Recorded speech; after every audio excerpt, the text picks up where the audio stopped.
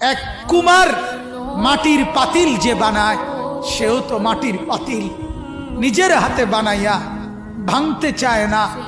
9 মাস আমি নিজের হাতে মায়ের পেটে রেখে আমি যারে বানাইছি, আমি নাক লাগাইছি, চোখ লাগাইছি, 1 দিন 2 দিন না, 9 মাস আমি যারে বানাইলাম, আমার হাতে গড়লাম, আমার হাতে সাজাইলাম, আজ তাকে আমি কেমনে ধ্বংস করে দেই, কেমনে ধ্বংস।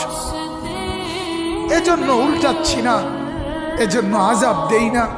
আমি অপেক্ষা করি আমার বান্দা যদি তওবা করে, আমার বান্দা যদি কোনোদিন ফিরে আসে। আল্লাহ তাআলা বলে, আমার বান্দা তুমি যদি ফিরে আসো, আমি 90 বছরের গুনাহ একসাথে মাফ করে দেব। আমি রাতের গুনাহ রাতেই মাফ করে দেব, দিনের গুনাহ দিনেই মাফ। তুমি আইসো আমার কাছে, মাফ করে দেব।